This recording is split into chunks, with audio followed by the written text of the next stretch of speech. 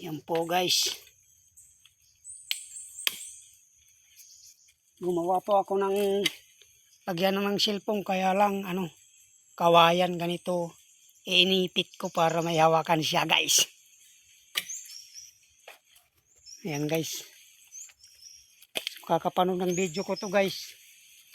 Paki-like at follow at share naman sa YouTube channel ko. Ako pala si Joel Vlogger po. Kaya lang, puro malungkutin po yung i-vlog ko kasi alam mo na ang hirap ng buhay. Di pa nga ako kumain ng pananghalian. March 17 ngayon, anong oras na? Wala akong baon, kahit tinapay man lang o tubig lang ilinalagay sa loob ng tiyan ko. Kaya pag to, may bibinta ko to, makakabili siguro naman kami ng mauulam sa aking mga anak at asawa ko po guys. Ganito lang po ang hirap sa Bisaya guys. Konting tiyaga lang po. Sana po sa mga kakapanood ng mga vlogger sa YouTube channel ko, suportaran nyo naman po ako at makaunahan ng konti sa buhay. Yun lang po ang inihiling ko po sa inyo po. Lahat po ng supporter ko na sumusuporta sa akin. Huwag kayong magsawa sumuporta sa akin. Tulungan nyo po rin ako talaga guys. Ang hirap talaga ng buhay ko.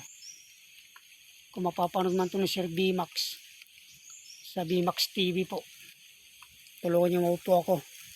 Tumas yung followers ko. Ayaw ko rin habang buhay ganitong kalagayan ko po. Ayan po.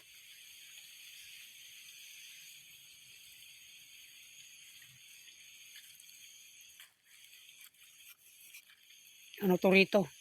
Gubat. Kanyugan to. Maraming nyug. Itong una kong kinupras guys, yung